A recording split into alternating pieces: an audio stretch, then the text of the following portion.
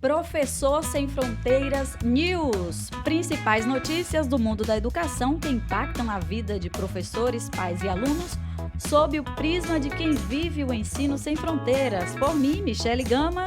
E Thiago Marinho. Toda segunda, sempre um novo episódio disponível no Spotify, nas demais plataformas de streaming, assim como no canal do Professor Sem Fronteiras no YouTube. Michele, vamos lá, vamos começar então com a primeira notícia aí do nosso episódio 01 do Professor Sem Fronteiras News. Vamos lá? Vamos sim. MEC quer padronizar a educação infantil. Bem, essa chamada aí, de fato, ela cumpre o papel, que ela já chama a gente aí com a palavra padronizar. O que você tem pra gente aí, Thiago? Como é que essa notícia chega até você?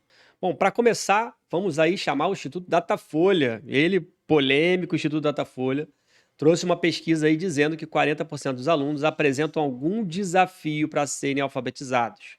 34% estão avançando com dificuldade no processo de alfabetização e 6% não fazem nenhum avanço, né?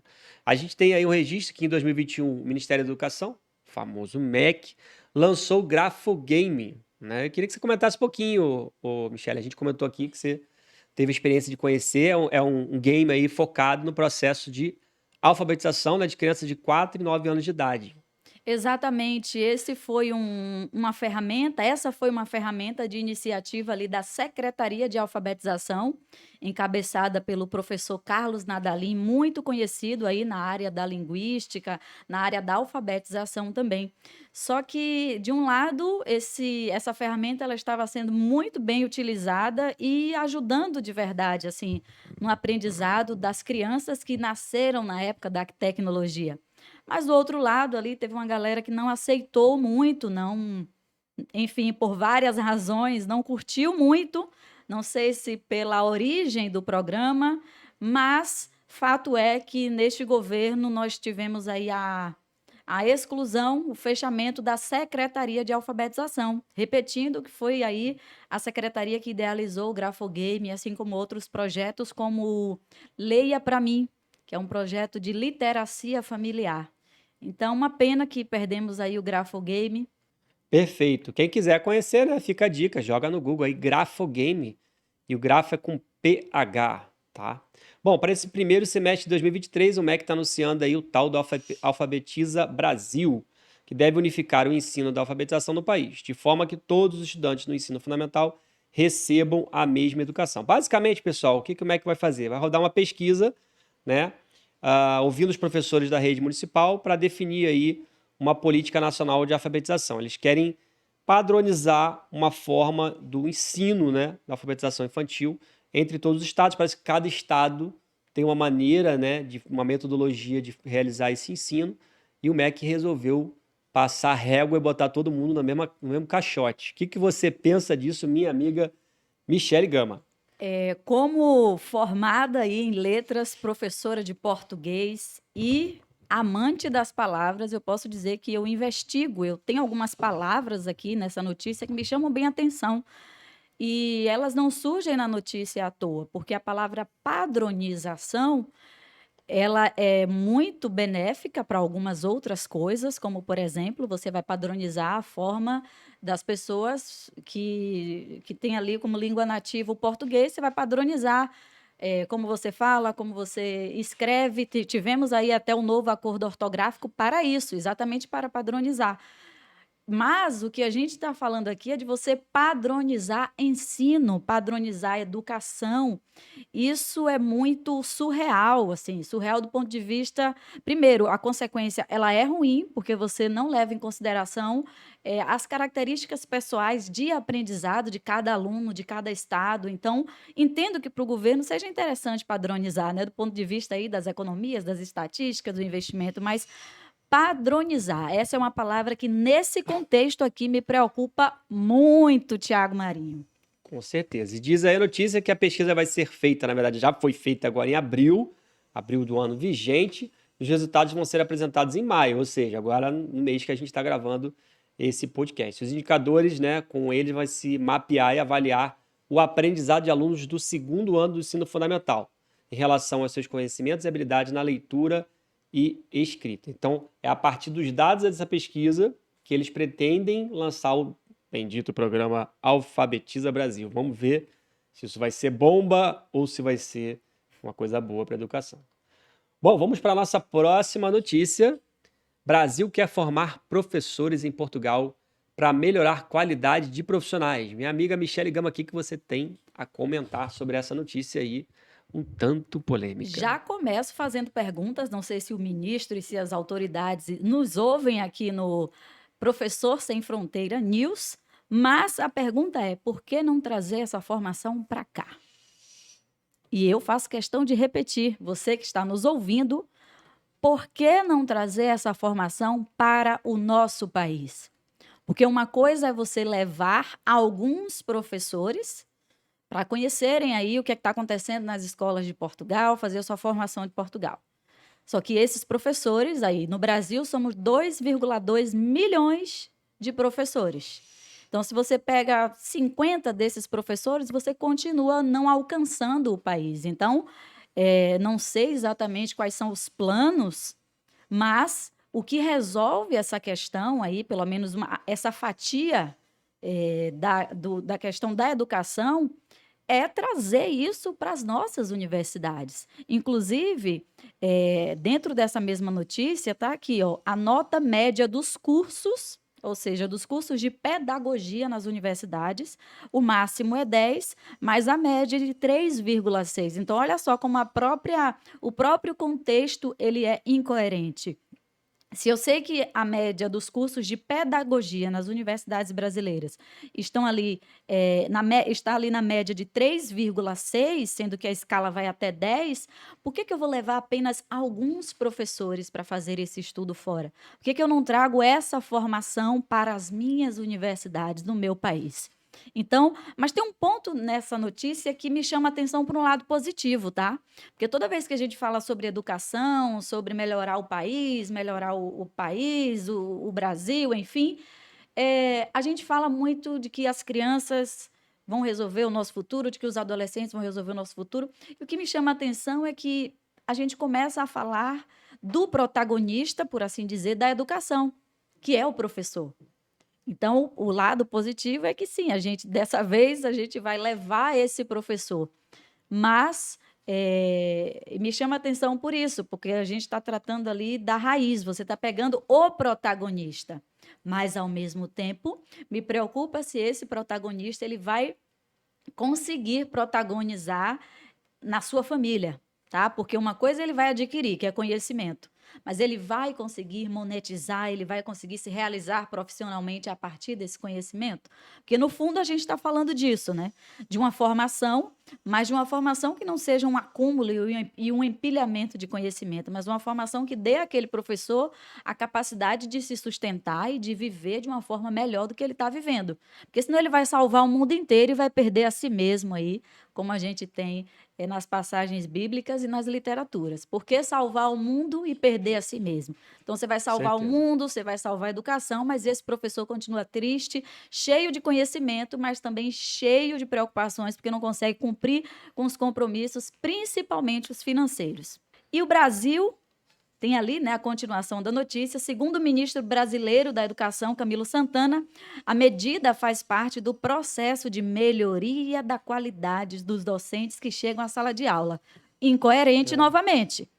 Incoerente novamente, né? Se a ideia é falar do ensino no país, eu não posso tirar ali. E a qualidade dos professores que estão indo para a sala de aula, ela vai continuar ruim. Se eu cuidar somente de uma esfera que é conhecimento, e não olhar aquele professor como uma pessoa, que ele vai para a sala de aula, ele coloca ali o espírito, o corpo, a alma, está tudo ali. Então, se eu cuido só de uma esfera que é o conhecimento, eu não vou melhorar a qualidade desses professores que estão indo para a sala de aula, porque eu estou pensando em um aspecto que forma ele, sendo que tem outros que precisam ser levados em consideração. Mas vamos ver onde é que essa notícia vai se desdobrar. Isso fez parte aí de um acordo, né, Brasil-Portugal, e vocês vão saber detalhes disso aí, que nós vamos trazer com certeza aqui no Professor Sem Fronteiras News. Isso aí, vamos acompanhar essa parceria, que ao meu ver não faz o menor sentido. Acho que se você está tendo uma nota 3,6, ou seja, uma nota bem vermelha, né? dessa pesquisa que foi feita entre os estudantes de pedagogia. Você tem que melhorar a universidade aqui e não levar meia dúzia de professores para fora, tem um custo muito maior, né? Pô, importa a tecnologia de lá, traz os camaradas para cá, faz uma auditoria, uma consultoria para melhorar o ensino de pedagogia no Brasil. Vamos então para a nossa próxima notícia, que é deputado Eduardo Ribeiro apresenta PL, projeto de lei de educação financeira nas escolas. Minha amiga Michele Gama, o que você tem a comentar aí dessa notícia? Olha, acho maravilhosa essa iniciativa, acho que é um ótimo serviço aí para a população. E, ao mesmo tempo, eu lembro aqui que nas aulas de redação a gente utiliza muitos temas, né, possíveis temas que podem cair na redação do Enem. E os alunos, você percebe que eles votam nesse tema como um potencial tema a ser abordado no Enem. Por que que eles votam? Porque eles percebem que isso é um problema hoje na sociedade. Uma das características para que o tema caia ou não na redação é que ele esteja sendo discutido ali na atualidade, e considere-se a atualidade aqui dentro dos 3, 4 anos. Então, se os alunos, né, adolescentes, pré-adolescentes, já trazem esse tema, isso quer dizer que eles estão vivendo na pele a ausência desse ensino, dessa educação financeira nas escolas, que é onde eles passam a maior parte do tempo. E perceba, a gente pode pensar num resultado a curto prazo e a longo prazo. A curto prazo, você tem uma criança e um adolescente, um pré-adolescente, sabendo ler a conta de luz, sabendo ler as faturas, não só do ponto de vista das palavras, né? Mas do ponto de vista de juntar qual mês foi maior, por que que foi maior, por que que eu tenho que gastar menos, por que que eu não posso gastar além da receita. Então, esse é a vitória a curto prazo. E a longo prazo, você vai ter adultos sabendo lidar melhor com o dinheiro, seja esse dinheiro pouco, seja esse dinheiro muito. Então, olha só. E quando a gente fala em dinheiro, Tiago, a gente fala também no emocional, que não tem nada que Sim, deixe o adulto mais preocupado com a famosa enxaqueca do que não saber como é que vai pagar os boletos e a escola dos oxe, meninos. É ou não é? total, Pois é. doideira. Bem interessante, sim, né? Acho que isso já devia estar no currículo escolar já há um bom tempo, educação financeira. Afinal, a gente aprende biologia, química, física. Nada contra física, nada contra meus amigos professores de química, mas tem muitas dessas disciplinas que a gente não usa no dia a dia. Sim. Em educação financeira, eu pelo menos não consigo imaginar alguma pessoa, algum ser humano que não vai precisar, né? Todo mundo um dia vai ter a sua vida adulta, vai precisar se organizar de forma financeira. E por isso que o próprio parlamentar Eduardo Ribeiro aqui colocou, né? Ele alega que atualmente são 70 milhões de brasileiros inadimplentes. E no Acre, as pessoas que vivem nessa situação somam mais de 270 mil. É o estado onde ele é deputado. Então, é uma realidade, né? Sim, A gente sabe que. eu vou defender os professores aqui, porque eu lembro daquelas professoras agora, amigas aí de muitos anos, desses 13 anos de sala de aula, aquelas professoras em especial, aquelas mais ousadas criativamente, que elas fazem isso em sala de aula, tá? Elas têm ali seu currículo, tudo certinho, mas elas inserem atividades ou projetos que falem sobre educação financeira. Então, nós temos professores que precursores, né, ouvem as necessidades dos alunos e levam aquele conhecimento em forma de conteúdo, de projeto, de oficina. Mas o que nós estamos falando aqui é que sim, vamos usar até uma palavra que estava na notícia anterior. Isso aí precisa ser padronizado, ou seja, em todo o país, todas as escolas, seja pública, particular, vai ter ali a sua matéria de educação financeira. E eu não quero que essa seja uma matéria que leve os alunos à reprovação, mas assim, o processo de avaliação aí vai ser uma outra discussão que a gente vai ter que abrir, né, Tiago? Ah, e agora você falou isso e, assim, é melhor você ficar reprovado na matéria do que você depois ficar com o seu nome lá no Serasa, que vai dar muito mais trabalho de resolver. Inclusive, você que está nos assistindo aí do YouTube, quem não sabe, além do Spotify e as plataformas de streaming, né, Michele? A gente está no YouTube também. Deixe seu comentário aqui embaixo, né? O que você acha aí sobre as notícias que a gente já trouxe aqui nesse episódio e especialmente essa sobre educação financeira. Lembrando que é um projeto de lei, né, Michele? Então, Projeto de lei. não tem nada ainda sancionado e o foco são nas escolas públicas, mas possivelmente as várias escolas particulares já devem ter, né, Elas têm, educação financeira na grade, né? tem não necessariamente com esse nome, pelo menos que me vem em mente agora, mas você tem formação humana, você tem atualidades e se estende, não é mais algo de história e geografia. Não sei, você que está assistindo a gente aí, se a sua escola já tem essa disciplina, essa matéria ou projetos que abranjam isso aí. Coloca aqui nos comentários. Deixe-nos saber, por favor, que a sua escola já está pensando no futuro. Muito bom, vamos aí seguir para a próxima notícia. Qual é ela? Professor, eita, essa daqui eu vou até respirar. Eu vou respirar direitinho, Essa é porque braba. se vem dos professores, se vem de quem está em campo, a gente precisa ouvir de verdade. Professores creem que a educação pública vai piorar nos próximos 10 anos. Infelizmente, né, segundo o levantamento pelo Instituto Casa Grande, falou aí com mais de 5 mil professores em todo o Brasil, apurou aí que 61% deles, né, dos que participaram, acreditam que a educação pública vai piorar no Brasil na próxima década. Né? 25% creem em melhoras, enquanto 9% afirmam que não haverá nenhuma mudança significativa. Ou seja, a minoria aí enxergando só melhoria, só que tem a tendência de melhora, né? A maioria está vendo um cenário ruim. Por que será, Michele, que o pessoal está enxergando dessa forma, hein? Por que será? Essa é uma notícia que deveria encabeçar qualquer trabalho vindo aí do governo federal. Qualquer trabalho no âmbito da educação. Essa é uma notícia que precisa encabeçar.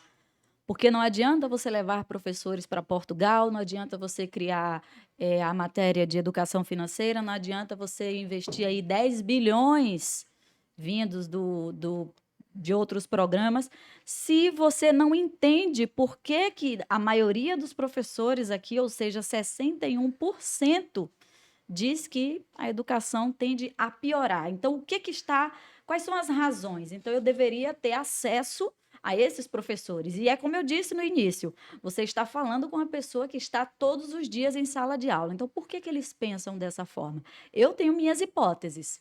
E é uma tese que eu carrego desde a primeira vez que eu estive em sala de aula. E acho que até a gente já pontuou por aqui. Olha só, o professor ele é convidado, em outras palavras, a abraçar o mundo quando ele entra numa escola. O que é que eu estou chamando de mundo? São as quantidades de tarefas, desde as pedagógicas até as administrativas. Então, ele se vê louco para dar conta de tudo. Isso serve para professor de escola pública e particular, tá? Então, se eu não olho para este profissional, eu vou agora chamá-lo de protagonista. Se eu não olho para ele, como é que eu faço para que esse profissional esteja cada dia mais inteiro, para que esse profissional queira voltar todos os dias ao trabalho? Não vai adiantar investir os 10 bilhões. Você vai colocar aquele profissional ganhando um salário maravilhoso, mas ele vai se ver definhando. E eu tenho uma segunda hipótese aqui. Essa foi, inclusive, uma pesquisa que eu li ano passado na revista Nova Escola, mas foi uma pesquisa da Fundação Lema, muito conhecida por professores. Sim. E essa pesquisa traz algumas causas que desanimam, que cansam o professor, que levam o professor a um estado de burnout, de estafa. E a razão principal era a quantidade de trabalho. E eu concordo, mas eu acrescento, apesar da Fundação Lema não ter pedido a minha opinião. Opinião é uma coisa que do lado de cá a gente pode dar sem ninguém pedir.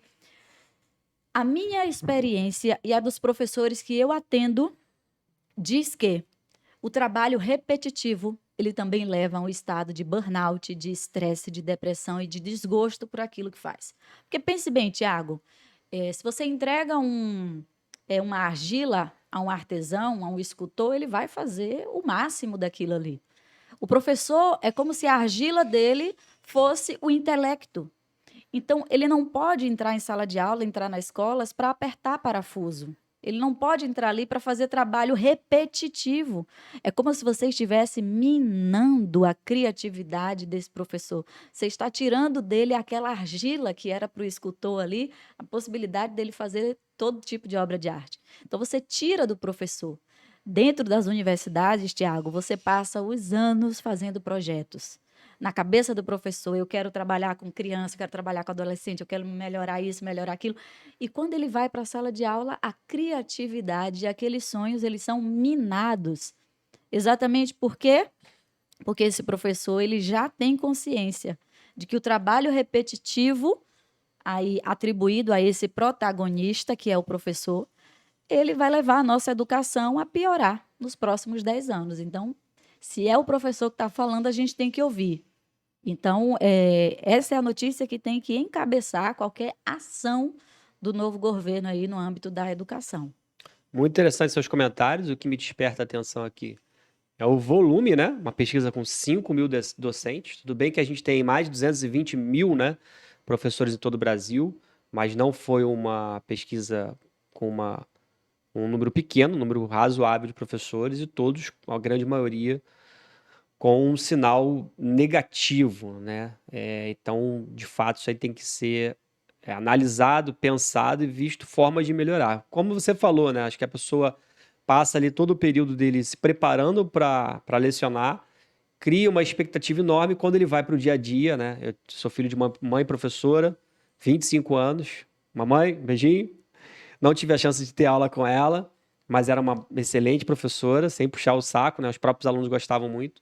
Mas eu lembro das dificuldades que ela tinha, né? Ela era professora tanto do colégio particular, que era uma realidade, imagino que ainda seja, uma realidade totalmente diferente do público. Eu fui aluno também por um tempo do ensino público e eu senti isso na pele. Então, não só o aluno sente, como o professor também. Falta de recursos, né? Às vezes você quer usar um recurso multimídia, você quer usar algo que deixaria a sua aula mais interessante, mas aquilo na prática é inviável. Turmas muito cheias, enfim. Seria interessante, né, que a gente depois, quem sabe até dentro de uns episódios, a gente possa Sim, sim. se aprofundar mais nessa pesquisa para entender os porquês, né, desses professores estarem chegando dessa forma. Eles não estão vendo um cenário nada bacana, porque o presente também não é nada bacana, nada interessante, né? Convidamos você aí, professor, professora, a colocar aqui o seu comentário também. O que é que você acredita que daqui, vamos usar aqui como parâmetro a manchete, né? Professores acreditam que a educação só vai piorar, a educação pública vai piorar nos próximos 10 anos. Você está de acordo? Por quê? Você está em desacordo? Porque a nossa discussão ela continua aqui nos comentários. E além disso, né, acho que é legal também o pessoal comentar o que pode ser feito para melhorar, Pois é. né? Porque crítica todo mundo vai ter, né? Todo mundo sabe que a educação pública ela é ruim, né? Quem não sabe, basta ter a experiência, né? Ou, se não for como professor, como aluno, eu desconheço aí alguma. Evidentemente deve existir, né? Boas escolas Com públicas, mas é a certeza. minoria. Com certeza. Não é a maioria. Então fica o convite também. Você, professor, você, aluno, deixa seu comentário aí. Você, pai, o que você acha que poderia estar de melhor aí na sua escola, né? Para que esse cenário não continue assim. Porque, de fato, eu pelo menos penso assim: se a gente for esperar do governo, somente do governo, as coisas não vão, seja direita, seja esquerda, centro-direita, as coisas não vão melhorar só pensando no governo. O que nós, né, quanto pais, quanto professores, quanto alunos, quanto a empresas, né, startups, o que a gente pode fazer para melhorar o ensino de uma forma geral, né? Acho que vale a pena levantar essa discussão aqui em cima dessa notícia. Nunca vai estar 100% daquele jeito que eu acredito que seja o ideal, né? Daquele jeito que você acredita aí que é o ideal, também não vai estar, mas ouvir essa notícia aqui, dizer que professores creem que a educação pública vai piorar nos próximos 10 anos, isso é sim preocupante. Não vai estar dentro dos meus moldes, não vai estar no mundo ideal, mas piorar nos próximos 10 anos também, aí a gente não pode aceitar, mas ao mesmo tempo entender. Por que que nós, professores, aí acreditamos nisso? Bom, pessoal, esse foi o nosso primeiro episódio do Professor Sem Fronteira News. Se você gostou, Começa curtindo aí, pega esse dedinho, curte, por favor, para que essa notícia, para que esses episódios cheguem para você, de forma que o YouTube notifique, veja que você gostou e mande mais vezes para você. Comenta aqui embaixo, você teve aí estímulo para interação, então fique à vontade para também sugerir os temas, as notícias, mandar para a gente e compartilhe o máximo com professores. Compartilha o máximo. Então, curte, compartilha e deixa seu comentário aqui. isso, você que está nas plataformas de streaming, faz aqui a sua inscrição automaticamente. Google Podcast, Spotify vai estar notificando. Mesmo vale também para o nosso canal no YouTube. Lembrando que toda segunda tem um novo episódio, eu e Michele Gama. comentando sempre as principais notícias do mundo da educação que impactam a vida de professores, pais e alunos, sob o prisma de quem vive o ensino sem fronteiras. Um abraço, pessoal! Até o próximo.